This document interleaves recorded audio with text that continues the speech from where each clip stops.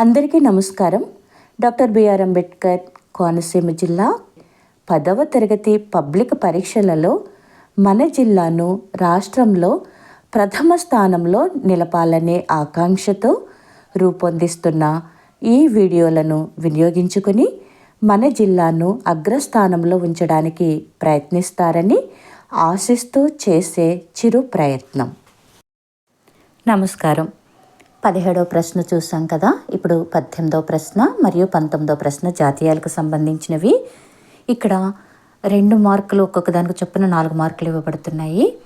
ఈ జాతీయాలు అడిగే విధానాన్ని చూసినట్లయితే 18వ ప్రశ్న వాక్యంలోని జాతీయాన్ని గుర్తించి విడిగా రాయడం. 19వ ప్రశ్న జాతీయాన్ని ఏ అర్థంలో లేదా సందర్భంలో ఉపయోగిస్తారో రాయడం. రాదగ్గ జాతీయాలను గురించి చూద్దాం. చెవిటి వాని చెవిలో శంఖం ఊదినట్లు, ఏమి చెప్పినా తనకు పట్టనట్లుగా ప్రవర్తించే వారి గురించి చెప్పే సందర్భం. చెవి నీళ్లు కట్టుకొని పోరు, చెప్పిన విషయాన్ని పదే పదే చెప్పడం అనే సందర్భం. గత జల సేతుబంధనం, జరగాల్సిన నష్టం జరిగిపోయాక నివారణ ఉపాయాల గురించి ఆలోచించడం అని చెప్పే సందర్భం. అగస్త్య భ్రాత, పేరు ప్రఖ్యాత లేని వారి గురించి చెప్పే సందర్భం. సుగ్రీవాజ్ఞ, తప్పనిసరిగా పాటించి తీరాల్సిన ఆదేశం అనే సందర్భం. శ్రీరామరక్ష, ఏ ఆపద భయం లేకుండా రక్షణ కల్పించడం అనే సందర్భం. కబంధ హస్తాలు, తప్పించుకోవడానికి వీలు లేని పరిస్థితి అనే సందర్భం. భగీరథ ప్రయత్నం, ఎన్ని ఆటంకాలు ఎదురైనా పట్టు వదలక అనుకున్న పని సాధించే వరకు విశ్రమించకపోవడం అనే సందర్భం. గుండెల్లో రాయపడడం, ఇబ్బందికరమైన వార్త వినడం అనే సందర్భం. బూడిదలో పోసిన పన్నీరు, చేసిన పని అంతా వ్యర్థం అవ్వడం అనే సందర్భం. అగ్నికి ఆద్యం పోయడం, కోపాన్ని మరింత పెంచేలా మాట్లాడడం అనే సందర్భం. పిడుగుపాటు, ఊహించని విధంగా క్షణాల్లో నష్టం సంభవించడం అనే సందర్భం.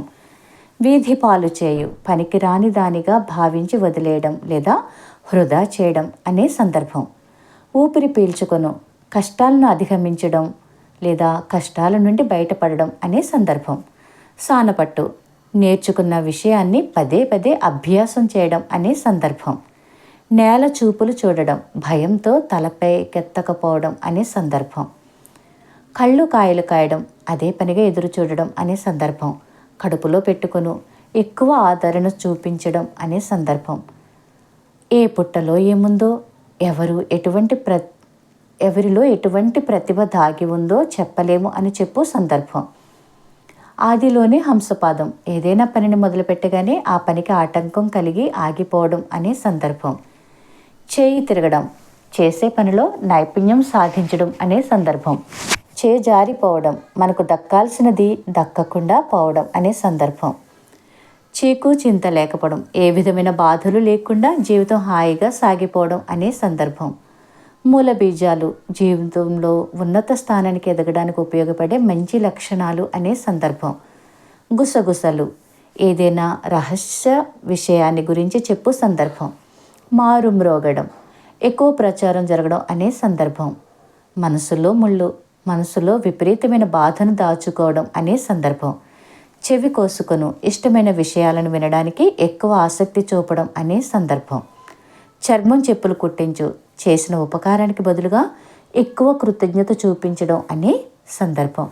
వీటి నుండి మాత్రమే వస్తాయి కాబట్టి వీటిని బాగా చదివినట్లయితే 4 మార్కులు రావడానికి అవకాశం ఉంది.